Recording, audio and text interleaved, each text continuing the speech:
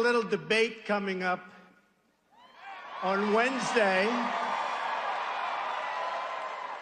And I hear let's call them opponents. Can we call them opponents? We're allowed to do that, right? You know, New York was very nice to you people last night. You know that, right? Did they hand you that game? They handed. I said, I am going to have the friendliest audience. Sit down. I am going to have the friendliest audience afterwards. So I wasn't sure, was I happy or was I sad? But Jerry Jones is a great guy, and he deserves everything he gets, frankly. And you know, another great guy is Mark Cuban. True. And I think, you know, he's been talking a little bit about maybe someday doing this himself. And I think he'd do very well. We may not have the exact same feelings about where we're going, but that's okay. But Mark was great. He actually called me, like literally a few days ago, and said, you know, if you want to use the arena, which is, by the way, a beautiful arena. This is a great arena. And Dirk, I love him. He's one of my favorite players. One of my favorites. And the Mavericks have been fantastic, and, you know, just a great team. But he said, if you want to use the arena, I said, Mark, when? How about Monday night? It's like, that was like in 4 days.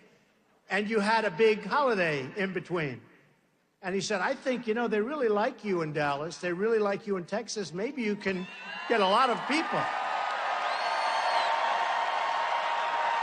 Because we were coming here, and we thought maybe we'd get 1,000, but we never get 1,000 anymore. It's always like the same thing. You know, we went to Alabama. We started off with a 500-person ballroom, and after about 2 minutes, look at all these guys, paparazzi, ay, ay, ay. Look at this. We got everybody here. We started off, by the way, with a 500-person ballroom, and after about 2 minutes, the hotel called up begging for mercy. We can't do it. They were inundated. So we went to the convention center, and that was 10,000, and that was wiped out in about an hour. So we went to a stadium. We had 31,000 people, which is by far the largest. They say like ever for an early primary. It's probably true.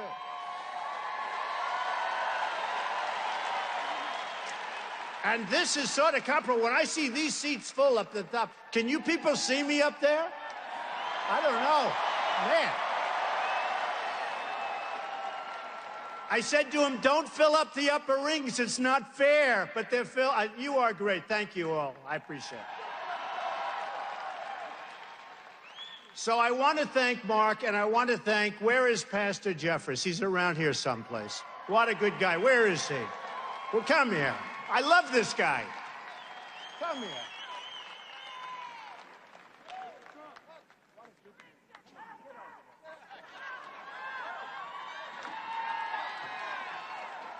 I shouldn't say this. I should not say this, Pastor, because, you know, I need all the help I can get.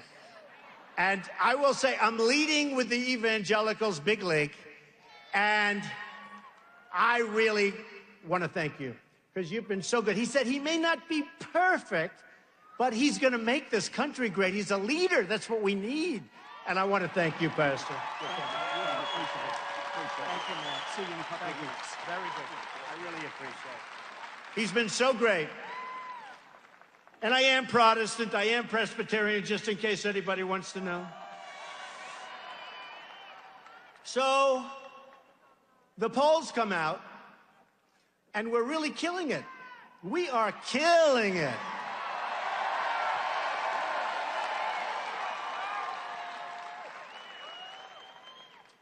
They mentioned a little while ago, Scotty, about the silent majority. It's back, and it's not silent.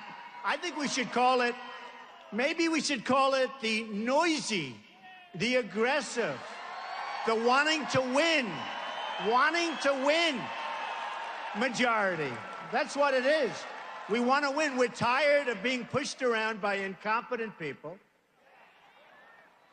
We're just tired of what's happening. We're sick and tired of what's happening. And it's going to change. It's going to change. But before I get to that, because that's unpleasant, but it's going to be pleasant, because I finished a speech last week, and I have to say, we're going to have so many victories that at some point, they're just going to be coming out of your ears. Oh, I have to be careful what I say about coming out of somebody's ears. Have to be careful. Nose, ears, eyes, those are the only places I'm talking about. The only. But we're going to have so many victories, and they're going to be great victories. And we're going to have them all the time, because we have an amazing country. We have a country that is dying. They just want to have victory. We don't have wins anymore. We don't have it. So, the debate. I hear they're all going after me. Whatever. Whatever.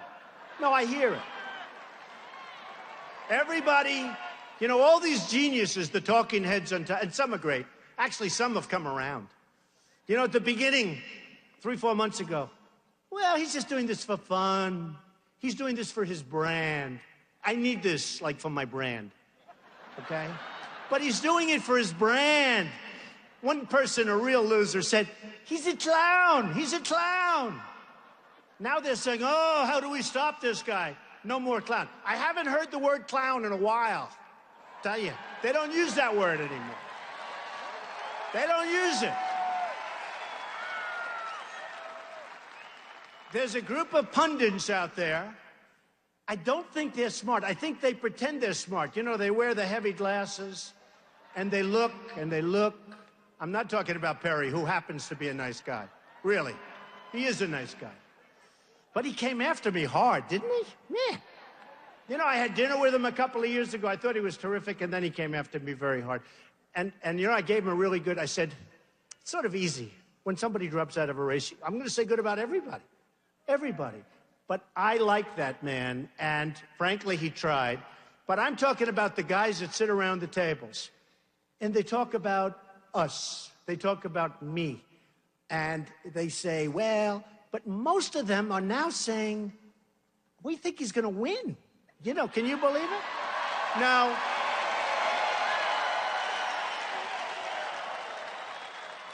we still have a few out there. The hatred is so incredible. It's so incredible. Absolute hatred. I watch some of these guys, like this guy. Should I mention names?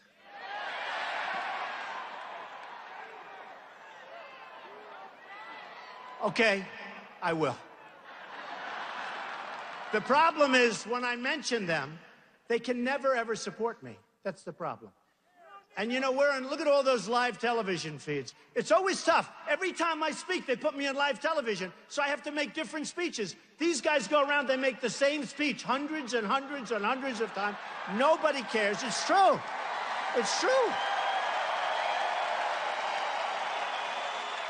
It's true. You know, you got CNN Live, you got them all. And who need... No, they're 50% good. 50%. They've been pretty nice. But you know, who really, when you think about it, who has to do this? So I come out today. How many live feeds you have? Many. Look at all those cameras back there. Take a look, everybody. Now, if you like the media, give them a big hand. And if you don't, give them a big boo. I had a feeling.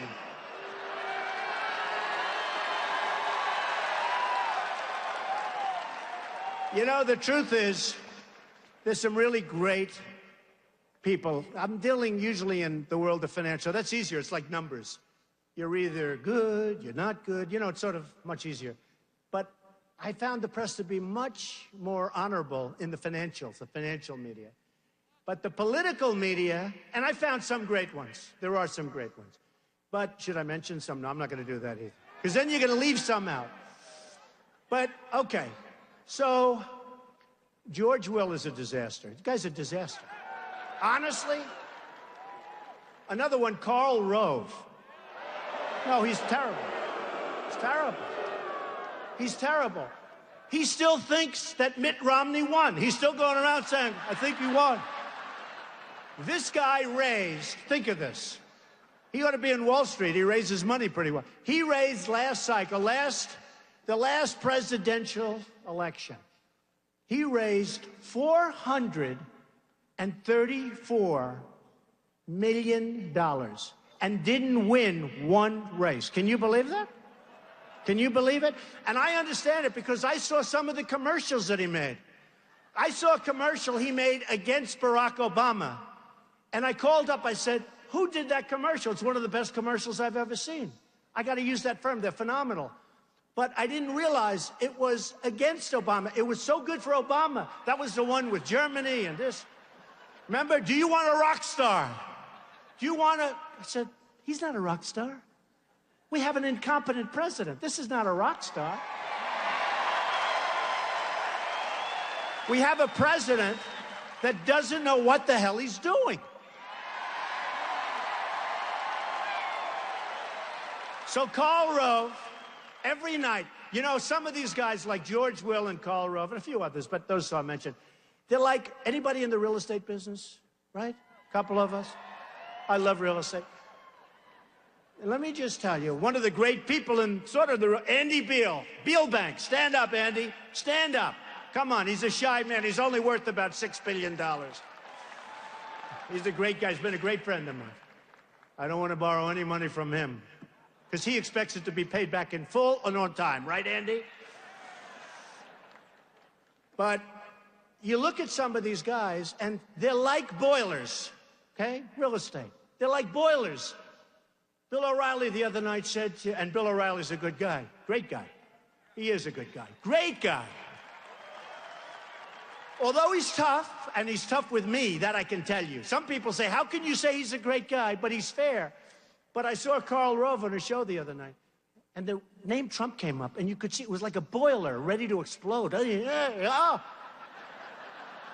think the guy is a total incompetent jerk. But him, and there are others. But I would say this, anybody that gives him, Karl Rove, and others, the group of losers, anybody that gives them money, you're losers yourself. Doesn't make sense because they don't know what they're doing. So the polls come out, and everybody's surging but Trump. They don't want to say I'm surging. I went up to 40% today in New Hampshire. You saw that. 40%. Second is, I think, 11 or 12, right? 11 or 12. And I won't mention names because he's actually a nice guy. I'll mention names. Why shouldn't I? Should I? Yes. Right? It's Ben Carson. He's a nice man. I think he's in second place at 11 or 12%. Now, I'm at 40, and it's actually 41, but they don't want to say that. They don't want to give me the little benefit of a couple of... You know, if I'm 40.9, they'll say I'm at 40. Do you understand that? So Ben Carson, good guy, I think he's 11 or 12, and they're saying, Carson, here's the headline, Carson surging. I said, what about me? Where's my name? I'm at 40. Where's my name? It's unbelievable. Do you know where my name is? They don't know where my name is either. By the way, can you see in the back? They have the best view. Can you see it's really my hair? Well, that's the other thing. I mean, I get killed on that. I had an article recently. It's true. They have the best view. They know. Not that bad, right? I mean, I have friends, it's over. I have many friends, the hair is over. But I had the article the other day, a great article. They said Trump is a financial genius, right? They said all good things. They said he's doing great here. But they said he wears the worst hairpiece I've ever, the writer said this, wears the worst hairpiece. And I said, that's terrible. So I can't show the article to anybody, even though it was a good article. But in the polls, it's been so amazing. We started off And everybody said, you remember this, I won't run. I won't run. And I said, why are they saying that? I'm telling you, I'm going to run. NBC came over, and as you know, and I like NBC. You know, for years we had The Apprentice, who was a tremendous success, one of the great successes on television. And the head of Comcast, I'll just tell you, his first name is Steve, and he's a phenomenal guy. Steve Burke, one of the great people, a great, great guy and a great manager. He came over with a group of people from NBC. Steve's one of the, he's the head of Comcast. And they said, we're going to renew The Apprentice. And by the way, it's a lot of money. Did you see in my certified financial statement what I made with The Apprentice? When I give up The Apprentice, I mean, I made $213 million. Can you believe it? From a television show. And I had these announcers say, oh, no, I think he only made $1 million. And guys like Joe Scarborough, who's a good guy, right? Yeah. He said, no, he's got a primetime show for years. I mean, it's got to be. Anyway, when they checked it, 200. So NBC renews The Apprentice, and I told them, don't do it, because I'm running for president. I'm going to make our country great again. Don't renew it. Now, if I make $213 million over a, run of 12 years or whatever, that's a lot of money. Even for me, it's a lot. That's a lot of money. That's pretty good, right? Considering it's not my main business. But I made this money, and the people come up and they say, oh, well, we're going to renew it anyway because he's not going to run. So NBC renewed The Apprentice. They announced that they renewed it. They said that Donald Trump will do another season, and I told them not to do it. Then I told them that I'm not doing it again. And they went in the upfronts arena, and they were so angry at me. They were so angry. But you know what? I give up a lot when I do this. I give up a lot. I miss all of these deals. I love my business. I love what I'm doing. Andy can tell you that. Tom Benenson can tell you that. I love Club Corporation of America, by the way, in case you have never heard of Tom Benenson. But I lose a lot. Not only I don't do The Apprentice and get paid a fortune, it's also I lose opportunity, all these deals. I have a deal in China. I have deals all over the place that I could do. Boo, boo. But it's true. It's like picking up a check. It's like picking up a check. But I give up a lot. When a politician, all talk, no action, politician runs, what do they give up? They give up nothing. They run. You know what? They run, they lose, they win, they don't care. All they want to do is be reelected or run again if they fail, right? With me, it's a whole big deal. It's a whole big deal. And I'm self-funding my campaign. I'm not taking all of this blood money. Not doing it.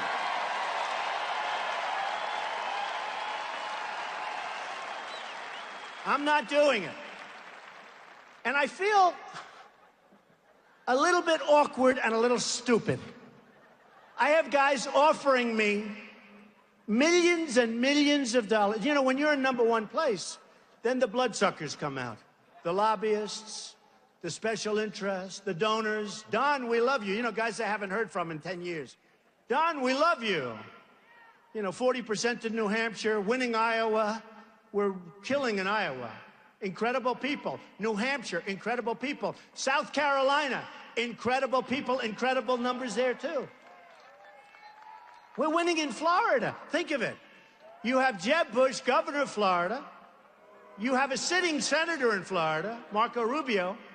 And the poll comes out the other day, Trump is leading in Florida.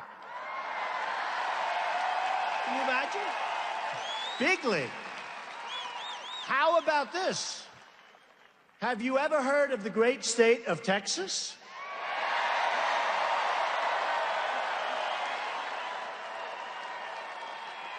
Leading in Texas. How does that happen? So it's been an amazing period of time. I've never experienced anything like it. And I've been well known for a long period of time. That's why I got chosen for The Apprentice in the first place. And in fact, I don't know if you just heard, they called me up today, NBC. Couldn't be nicer. They finally calmed down. I settled my lawsuit with them. Did you hear? Did you hear? Yes, she heard. I settled my lawsuit with them last week. A lot of litigation, settled it. They couldn't have been nicer. And they called me today and wanted everything, you know, they want me on their side. And I am on their side because I really like the guys at NBC. And they have announced, or will soon announce, you know who's going to take the place of Trump? Arnold Schwarzenegger. Good, right? I think it's a good choice. And he's a friend of mine. And I approve it 100%, and I'm with him 100%. And I think he's going to do great, and we'll raise a lot of money for charity. You know, I'm still in there because I have a big chunk of it. A lot of people don't know that. These are minor details. But I think Arnold is going to do great. And so they just announced today that Arnold Schwarzenegger is going to be doing The Apprentice, because I'm not allowed to do it because I'm doing this. So I wish Arnold well. We have so many problems in this country. We'll talk about a few of them. And we'll celebrate, because ultimately we're going to have victory. We're going to have victory. This is a movement that's happening. I had a lawyer come up to see me a little while ago. He said, Mr. Trump, I've been doing this for 35 years. I've never seen what's happened here. I got a call from a writer from the New York Times. I have great respect for the New York Times. And called up somebody, I know, I hear that, but it's okay. This is a good story, not a bad story. And he said, could I ask you a question? I said, what? Very powerful writer, actually. He said, how does it feel? I said, how does what feel? He said, what you've done has never, ever been done before. You've dominated, you've taken over the polls, you've taken over, you know, on television, on Fox and CNN, they call it all Trump all the time. Can you believe it? All Trump all the time. And by the way, their ratings are through the roof. If they weren't, they wouldn't put me on, I'll be honest with you. It's a very simple formula in entertainment and television. If you get good ratings, and these aren't good, these are monster, then you're going to be on all the time, even if you have nothing to say. If you come up with a cure for a major, major, horrendous disease, and if you don't get ratings, they won't bother even reporting it. It's very simple business. It's very simple. So we've gone on, we've had a lot of fun, and now it's time to really start, because this is going to happen, I'm telling you. I'm not going anywhere. Somebody said, today,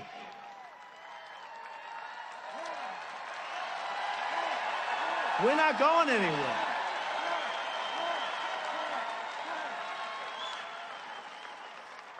Somebody said today, you've done so well, you don't have to go any further. I said, are you crazy?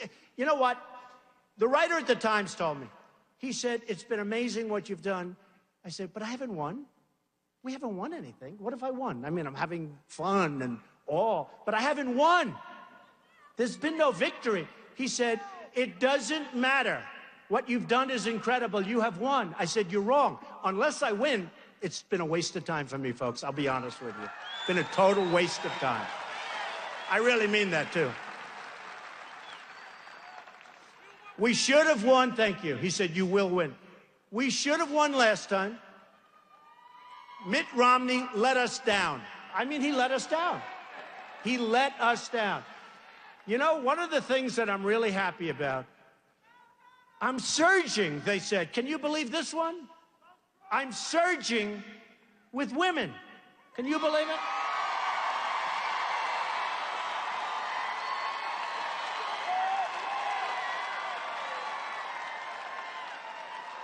I have such respect for women. I cherish women. I'm going to take such good care of women's health care issues, you won't even believe it. But I'm surging with women. One of the things coming out, I'm watching television, and they said, Trump is surging with women. I said, really? That's amazing. You know, it's incredible. I'll make, like, statements, because, you know, Carly's giving me a little bit of a hard time, even though her poll numbers are horrible. She's the one. She was another one. She's surging. Ben is, everybody's surging but me. Hillary's not surging, I tell you that. They're not saying that. They're not saying that. Thank you. Hillary is not surging. Look, I like Carly, and I like Ben, And I like many of the people that I'm running against. I mean, many of these people are terrific people.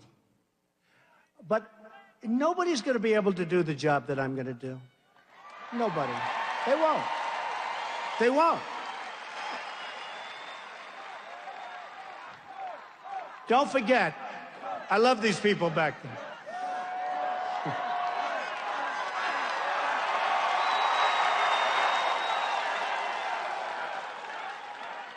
But they won't.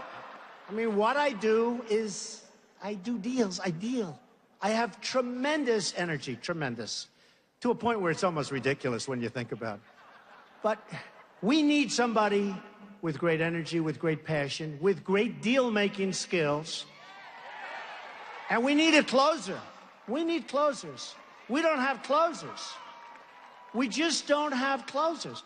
And honestly, they're not deal people. I'll tell you, they're good at raising money for their PACs or whatever the hell they're not supposed to do that, but most of them are doing it anyway. It's illegal as hell, but I think they're doing it anyway. You ever notice you hear they have money in the PAC, but they don't have hard money, but the PAC is giving them. I say, what's going on over here? I'm not allowed. How come I can't talk to anybody? And again, I have to tell you this, and I want to have your opinion. So I'm self-funding, I told you. But if I took hundreds of millions, I tell you what, I could have $200 million so fast. If I took that, would you people object if I promised not to do anything from the people I took it from? No. I had a group in Iowa, actually. They were much more vocal about this one issue. And they stood up, no, the place, I mean, I realize how important it is. Putting your own money in, because, you know, I'm telling people that Jeb, nice guy, really a nice guy. Jeb, Hillary. Well, Jeb's more popular than one person I know. But all of them, I don't want to go through the names, they have money put up in PACs or hard money, whatever, wherever the money is. Believe me, I was the king. I was the king. You know, I was the white-haired, no, blonde-haired, let's say blonde. But I was the blonde-haired, I was perfect. I was the ultimate. I was the ultimate sort of insider. I'd put up money. They loved me. But then when I said I'm running, they all looked at me like, the RNC, Reince is a great guy, but it took him a little while because they looked at me like, you're not supposed to be doing that. You're supposed to be putting up money. And if you need something in 2 years, 3 years, 5 years, they'll do whatever you want. And what happened is, I know the system, I think, better than anybody. I know the tax system. Look, taxes. Who knows better than me? We're going to reduce taxes. We're going to make the hedge fund guy, any hedge fund guys, it would be mostly in this room. Oh, you got good seats. Are there any hedge fund guys in this room? If there are, you should probably leave right now. That's okay. But I have a friend in the hedge fund business. Not really a friend. Not actually a nice guy, but he'd be good representing us, I will tell you. Because by the time I finish, he may not have much of a hedge fund left. But I said, what did you make last year? He said, about 250 million. Can you, this is serious. I said, oh, it's a lot of money. What did you pay in taxes? He goes, John, practically nothing. That was a couple of years ago. I never forgot it. The other day, he calls me up because he hears me talking about hedge fund guys are going to pay up. And he calls me up the other day. I was only kidding. You know, when I said that, I was sort of... He doesn't know what to do.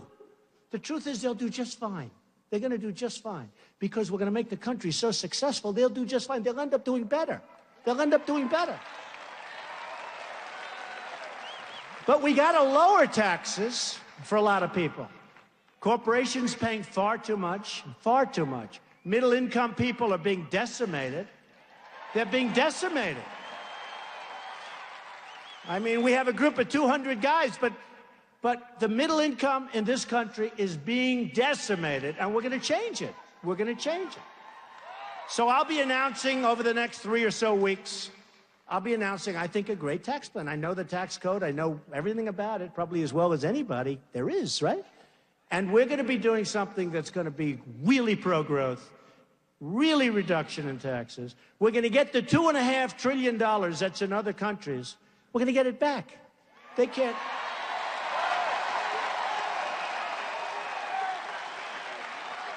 No, we're going to get it back. And, you know, you have corporate inversion. Does anybody know what that means? You know, in the old days, people might leave New York for Texas, or they may go from New Jersey to Florida, or whatever. It's not that way anymore. Now they go from this country to other countries. And they go for two reasons: lower taxes, lower labor, but lower taxes. You have countries that want to charge them nothing. So they take these companies, and these guys, they make a fortune. They have no real loyalty. In many cases, they have no real loyalty to the United States. They want to show a good profit and loss statement. So they take and they go to another country, and all of a sudden their numbers look good. And they can't bring their money back in. And by the way, for 2.5, 3 years, I've seen every politician agrees that we should lower the tax on bringing money, because it's so onerous that nobody in this room would bring that money back. Everybody says it. For 2.5 years, the Democrats, the Republicans, the liberals, the conservatives, everybody, they can't make a deal. They can't make a deal. We have a government that's really messed up because we don't have a leader at the top. A right leader could get it done.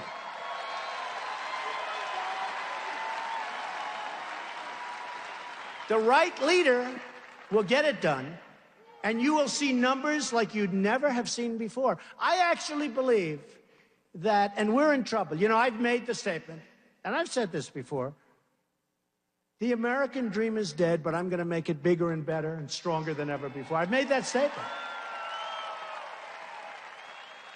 And I'll tell you what happens, and it happens a lot.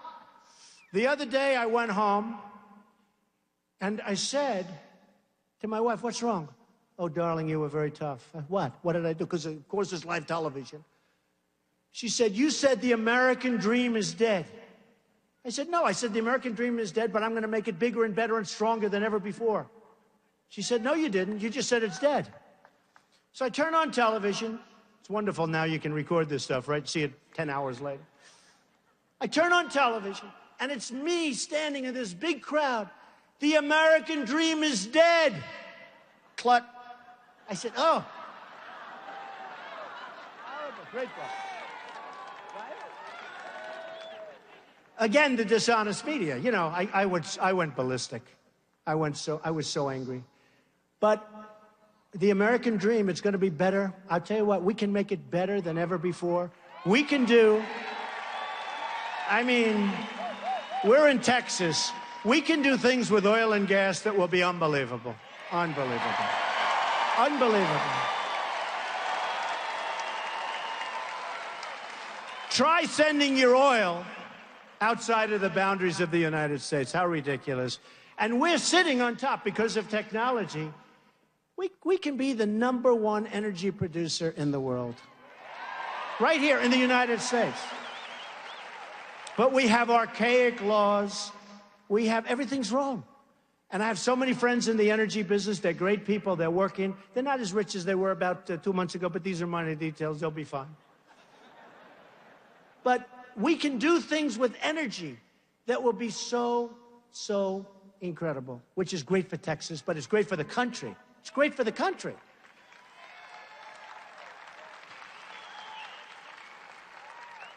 Now, China, Japan, true. You can't be upset with China or Japan or Mexico. Can't be upset with anyone. You know, when I announced for the presidency, it was very interesting what happened. I made a beautiful speech. I thought it was wonderful. Everything was fine. About a week and a half later, they attacked me. In other words, they went through, and then they lied. They made it up. And they talked about, I'm talking about illegal immigration. And I brought up a subject called illegal immigration. And I just saw backstage some of the families who were decimated. Their families were decimated. Their sons, their daughters killed by illegal immigrants. And it's a massive problem. We have to stop illegal immigration. We have to do it. We have to do it.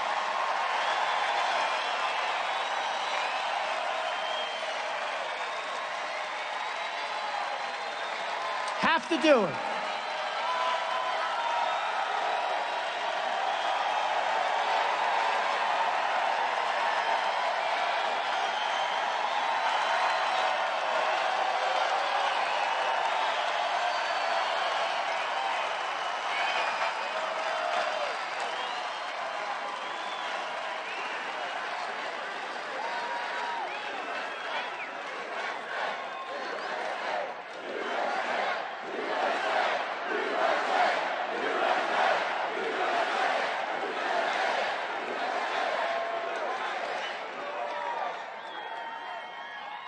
And when I hear some of the people that I'm running against, including the Democrats, we have to build a wall, folks. We have to build a wall. And a wall works. All you have to do is go to Israel, say, how's your wall working? Walls work. And I want people to come into the country, but I want them to be legal. I want them to go through the process. I want them to come in. I want to have a big, beautiful door. But they have to be legal. They have to be. And if they're not going to be, they can't come in. And I'll tell you what, the first thing we do, you know, people don't realize, you look at crime in Chicago, you look at crime in so many different places, and you see gangs. Many of these gang members are illegal immigrants. They're rough dudes. They will be out of here so frickin' fast.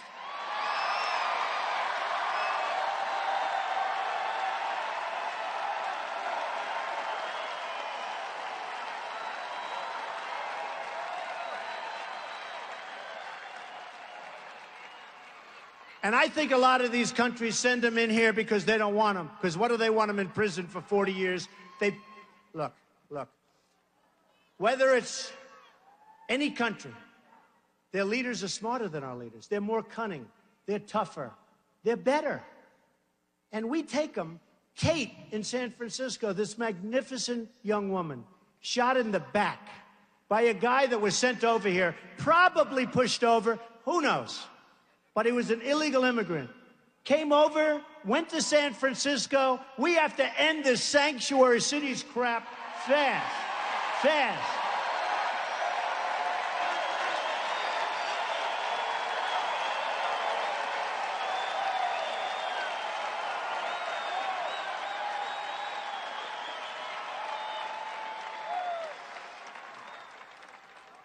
So he admits he's guilty. Now he's got a lawyer. Oh, well, he didn't really know. He wasn't aiming there. It was a ricochet, blah, blah, blah. It's disgusting what's happening to our country. We are a dumping ground for the rest of the world. We are a dumping ground. And let me tell you something. The whole subject of anchor babies. Did you hear that character from one of the networks? Anchor baby is this really not a nice term. I said, what would you do? What would you say? And he gives me like a 12-word definition. I said, no, we'll have to use anchor baby. And I don't mean to be disrespectful, but when a man has a problem and he's got his wife or his girlfriend and they move her over to the border for one day, has the baby on the other side of the border, our side, now that baby is a citizen of our country for however long the baby lives, hopefully a long. It's wrong. It's wrong. And by the way, the law doesn't call that. That's not what the law says. And people are finding out now that I'm right. We didn't say that somebody could be pregnant for 9 months, come across the border, have a baby, and now it's ours, and we have to take care of the baby forever. It doesn't say that. It does not say it. So we have to straighten out. We have to straighten out our act. We're going to have a great country. We're going to have a great border. We're going to have a border that's a real border. You people are suffering. I mean, you know, I'm in New York, but from New York too. They're all over the place. We want people to be in our country legally. Legally.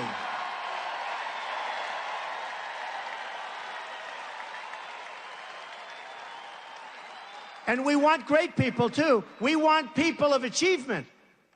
If you go to Harvard or Stanford or the Wharton School of Finance or any of these schools or Yale, and you're the top in your class, you graduate, you want to stay in the United States and you want to have your career here. You can't.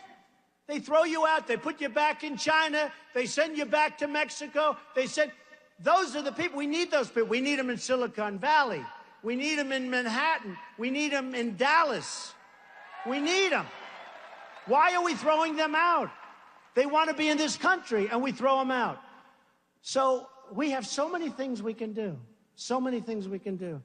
Now, I'll give you a little thing that happened the other day. I made a speech on behalf of the Tea Party. And by the way, the Tea Party people are fantastic people. Okay? They are fantastic people. They love the country so much. And you talk about people that get decimated. They just get decimated by the media. These are fantastic people. They love this country. These are the people that we want. But I look at what's going on, and I look at what's happening, and I made a speech in Washington the other day for the Tea Party. And your senator, too, by the way, Senator Cruz, who happens to be a good guy. Good guy. Now, if he comes out and attacks me on Wednesday night, I will take it back immediately, okay? But he is a good guy. So I'm standing there, and the Capitol building has this massive scaffolding around it, right? Have you seen it? Massive. I said, man, that's a big deal. As a real estate guy, the thing I do best is build. Hey, wouldn't it be good to have a president that really knows how to build? Like, I'm so good at it. Infrastructure, roads, airports, highways. I could do it for a fraction. You know, I'm building the old post office on Pennsylvania Avenue. Under budget, ahead of schedule. Can you believe that? And I got it from the Obama administration. And everybody else wanted it. Which I still haven't figured out, actually. But it's going to be a great hotel. But they're doing the Capitol building. And it's got massive, massive scaffolding. And we're having, in 2016, you know, we're going to have a thing called, like, an election, right? And they say that this massive scaffolding, I heard this the other day from a construction firm that's involved in the job, that this massive scaffolding, they want to have it for the inauguration. Wouldn't that be nice for me? But they want to have all the scaffolding down, but they can't do the work because they don't have enough time. They have so much time. What are they doing? Caulking, pointing, fixing, structure. What the hell are they doing? It's not a big deal. So they're going to take all of the scaffolding down, pay millions of dollars to do that, millions. And then after the inauguration, they're going to put it back up again and pay millions of dollars more. You believe that? Right? Now I say, do it simpler. Get them to work faster. Do you agree? I like the idea. No. I like the idea of the scaffolding being down when they're swearing me in. I do. I don't want to see all this scaffolding all over the place. I want to see that beautiful rotunda. I want to see it. I love it. Such a beautiful building. But you know what? I told them, I said, why don't you just move faster? Work faster. Get it done. So you take it down, you don't have to put it up. They said, we never thought of that. Believe it? But they're going to take it down. They're going to take it down. I hear the contract's order. So they're going to take it down, then put it back up. Can you believe this? So let me tell you, I'm going to save my first money for the United States. If I win, I will let the scaffolding stay up, okay? All right? I'll let it stay up. We'll save millions of dollars. So in the pictures, they'll have some scaffolding.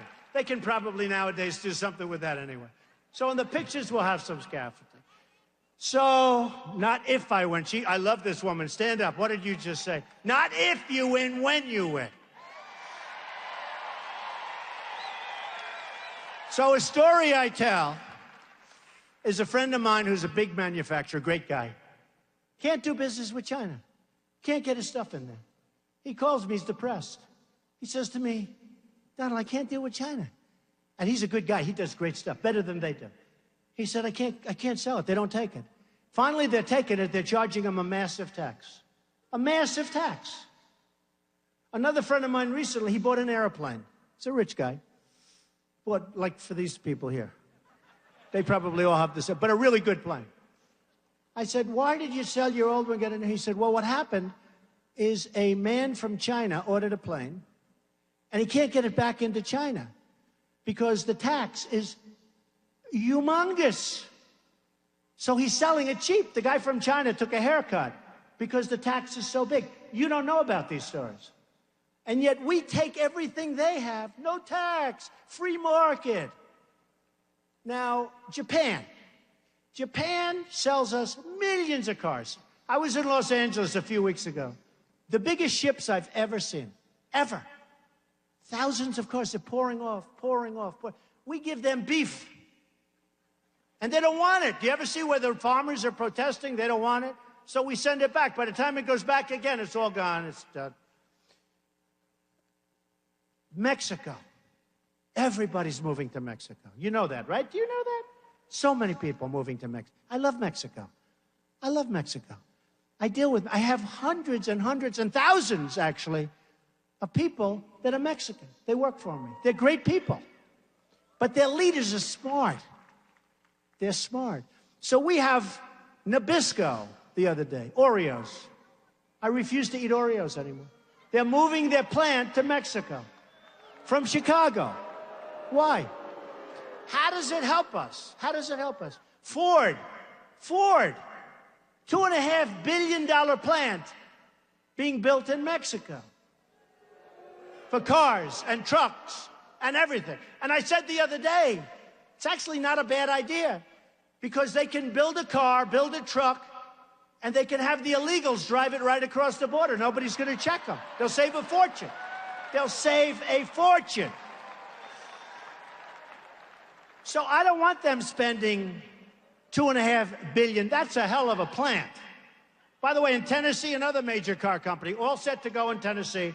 At the last moment, they said, we're not going to go to Tennessee, we're going to Mexico. It's going to become like the car capital of the world. So what happens is Ford, $2.5 billion plant.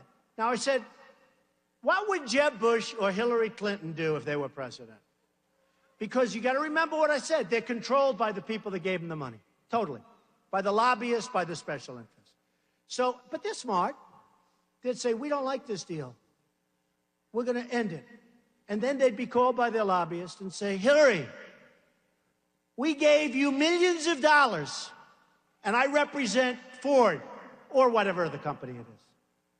And we don't want you to do that. It's no good. We don't want you to do that. And you know what they're going to say?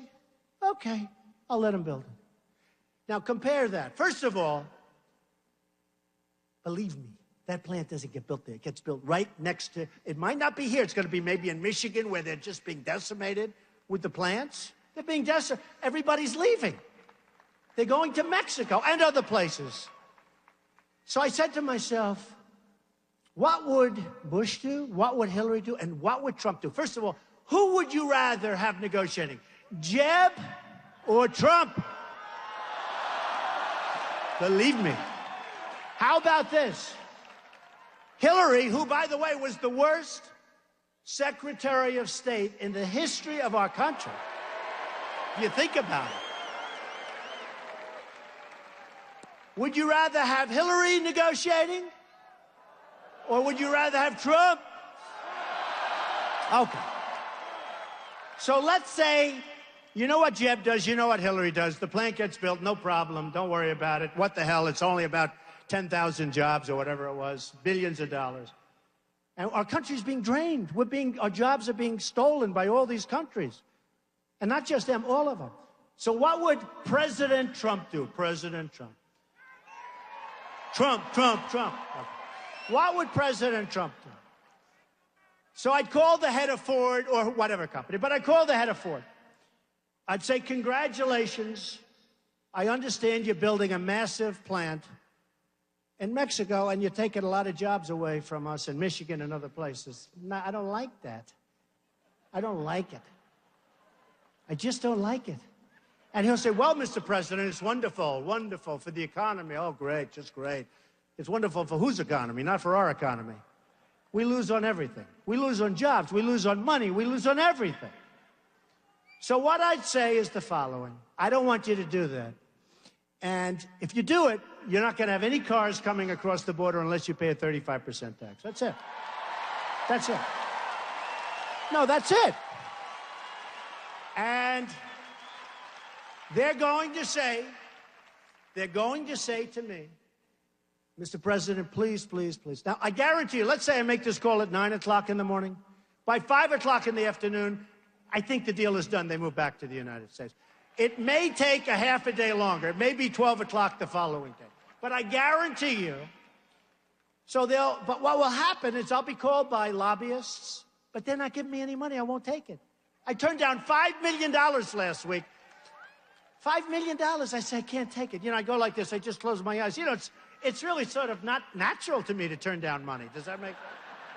But I turn it down because once I know the game, once they give you, you sort of owe them, right? You know, how can you tell a guy, you know, you gave me $5 million, you helped me get elected, and I'm going to hurt you with your client. So what happens, I would say, is that I will get a call from the head of Ford, and he'll say, Mr. Trump, you're doing the wrong thing. I say, all right, that's fine. Just do it. Just do what I say. Do what I say. And I guarantee you, after I tell all the lobbyists, special interests, and people that donate to everybody else but me because I won't take their money, after I tell them all no, within a short period of time, they'll call up and they'll say, Mr. President, we've decided to move our plant back to the United States, sir. That's what's going to happen. That's what's going to happen.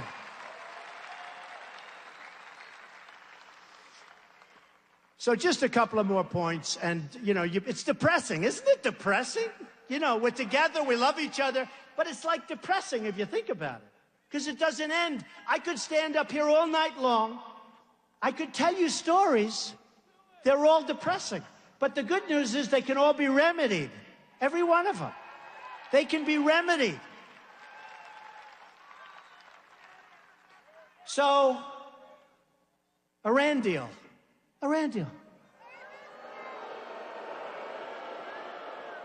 They did not read that great book. Where's that book? The Art of the Deal. They did not read it. Secretary of State Kerry. He actually may go down as worse than Hillary Clinton because he made this deal. He may be the worst. He may top her because this deal is the all-time worst. We're giving them $1.5. Think of this. We're actually giving them $150 billion. Now think of it. Now think of it. We don't have the right to inspect. We have to wait 24 days. But before the clock starts ticking, we have to go through this whole process. I mean, they could build their nuclear whatever, distribute them, and have plenty of time left over to clean the place up. So you have a 24-day period, not any time, anywhere, which is what it should be. Think of another thing. They have one instance where in a very major area, they self-inspect. Now, can you believe this? They do their own inspections. They do their own inspections.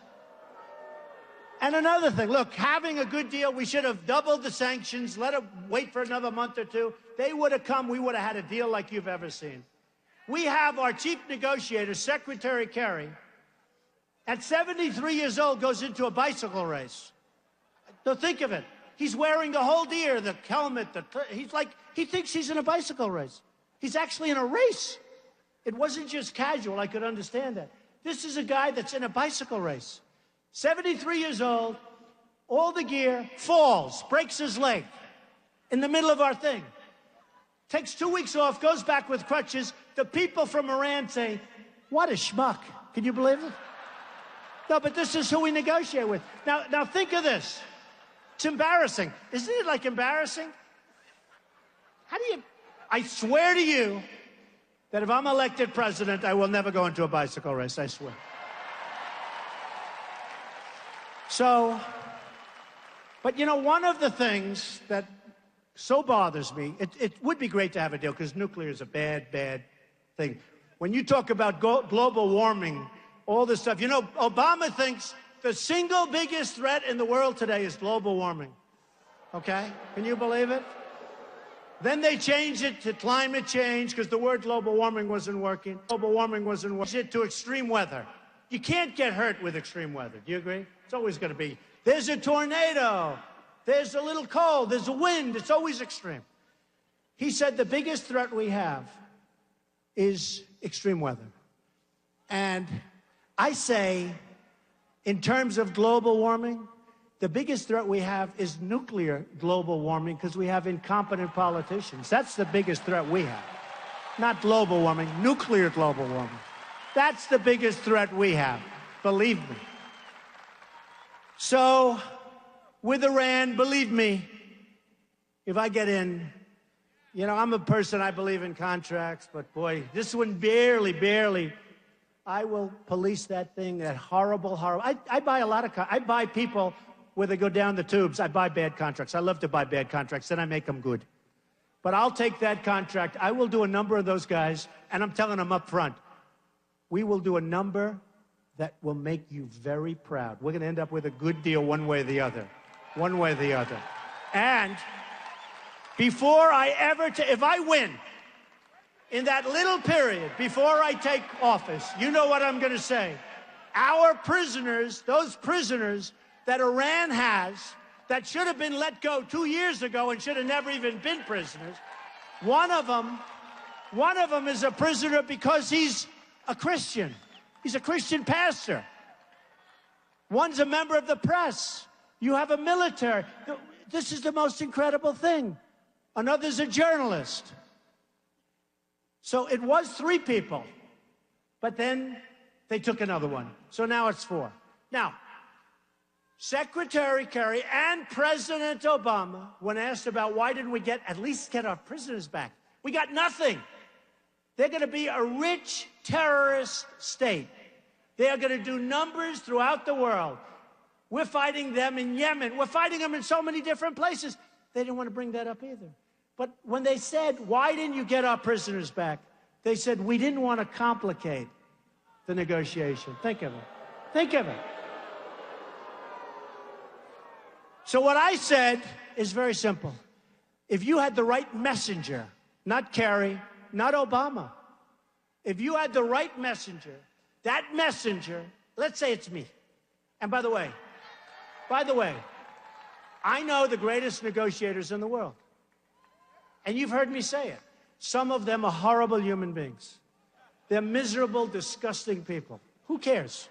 Who cares? Who cares? They're phenomenal, natural negotiators. Andy knows what I'm talking about.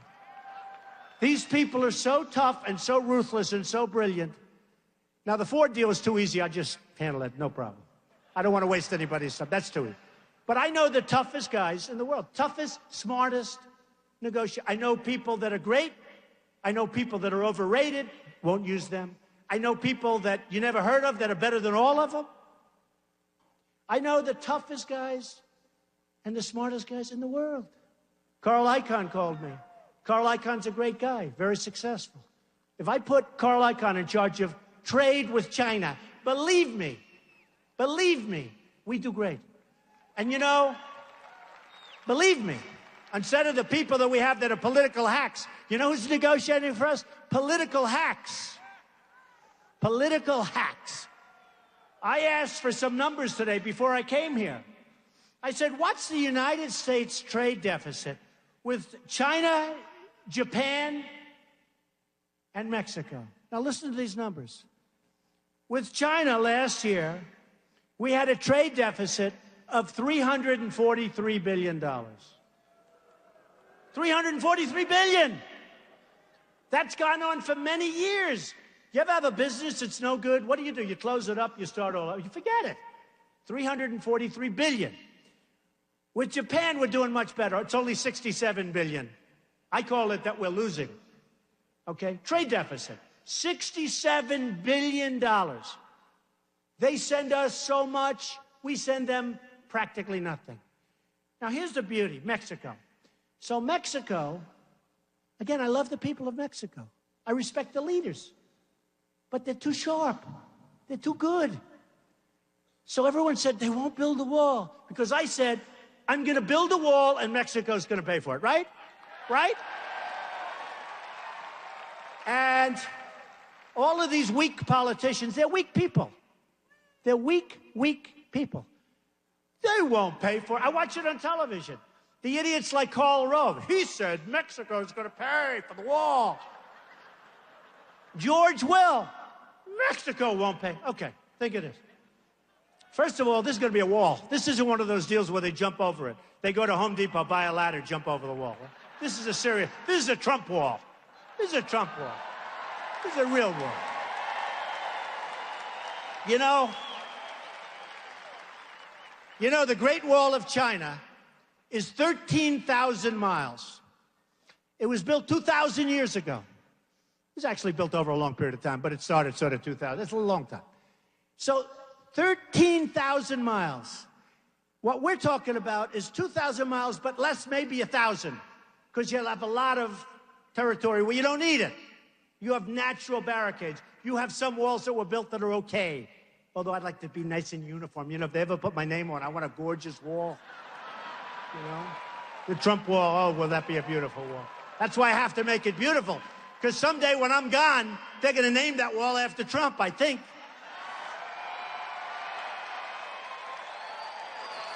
But I listen to these guys, and they say, how stupid. I listened to them today. Some politician's up. Trump will never be able to afford the wall. We can't afford it. It's too expensive. It's peanuts. It's peanuts. It's nothing. And Mexico's going to pay. Now, here's the Mexico number, right? Let's say the wall costs $4 billion. You know, they say $10 billion. That means $4 billion, if you know what you're doing. And the $4 billion will be much bigger, much better, much stronger than the $10 billion. Believe me. Oh, do I know how to build. Greatest. One of the greats. So let's say it costs $4 or $5 billion.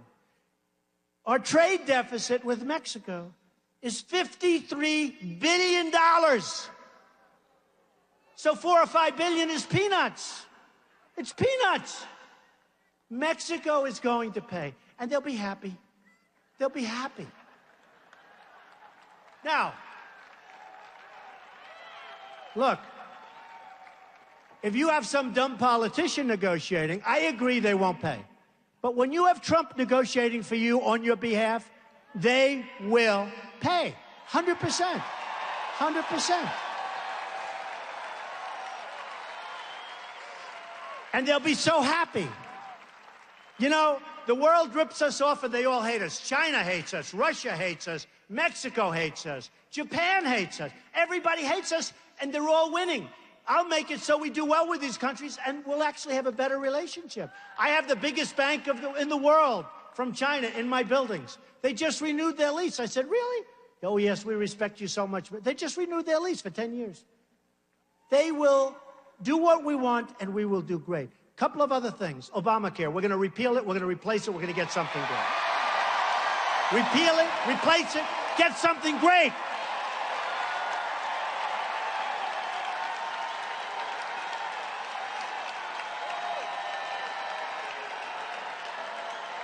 We're going to repeal it, we're going to replace it. You know who benefits from Obamacare? Remember the $5 billion website? $5 billion, it didn't work, still doesn't work. But you know who benefits? Any insurance guys in this group here? Good, then I can. You know who benefits? The insurance guys. The insurance companies make a fortune with Obamacare. In the meantime, your premiums are going up by 30, 40, 50%. Your deductibles, you have to die, and then you probably still won't get anything. It's no good. We will have a plan that will be so good. We're going to get rid of the borders, the phony boundaries. You know what they have? I have thousands and thousands of people work all over the place. And if I'm in New York, I get like one bid. And if I'm in New Jersey or if I'm in Texas, no matter where, you get like very little competition. Thank you. We'll call it Donald Care. Good. Haven't thought of that one. Because the insurance companies would rather have a monopoly on New York or Texas or wherever they may be than be able to bid all over the United States. We will do something really good with healthcare where it'll be better for the people and cheaper for the United States. You know, the United States in 2016, Obamacare kicks in. Big league. Big league. And you talk about a deficit, we're going to have one of the great deficits of all time. And it's because of a lot of things. It's because of incompetence, but it's also because of Obamacare.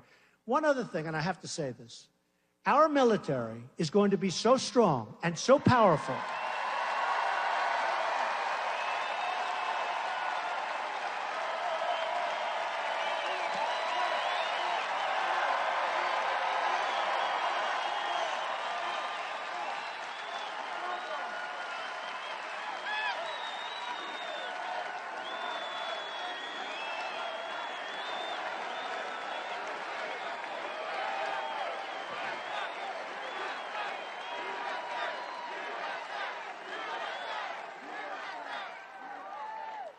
Our military is going to be so strong and so powerful and so modern.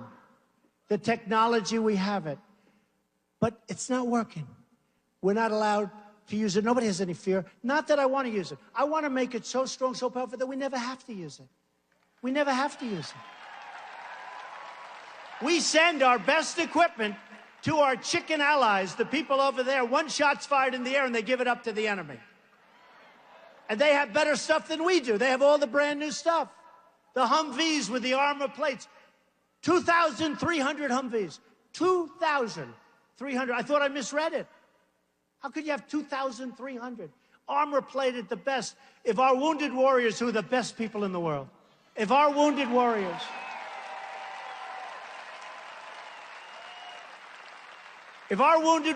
were in those Humvees, they wouldn't have lost their arms and their legs and had such a tough life. These are the greatest people. So we're going to make our military so strong and so powerful and so great, and the world is going to respect us again. And we're going to take care of our vets, because our vets are treated like third-class citizens.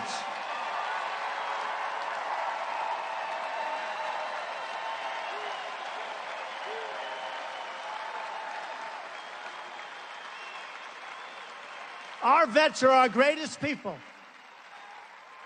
and we're going to take care of our vets. So just in closing, I just want to thank all of the people in Dallas.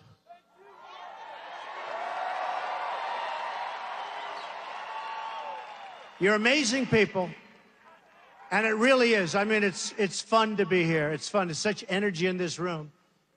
And I will tell you that we are going to fight hard. We're going to negotiate tough. We're going to do fantastically well. We're going to put our people back to work. We're going to get rid of all these ridiculous, everything is it's so bad. We're going to get rid of the regulations that are just destroying us all up. You can't breathe. You cannot breathe. You are going to be, if I'm elected president, so proud of your country again.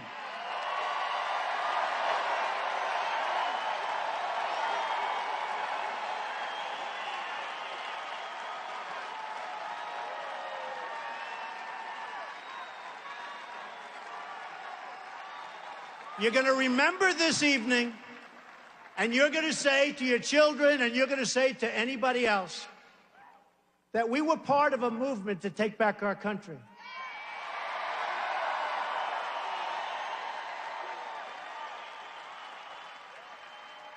And we will make America great again. Thank you.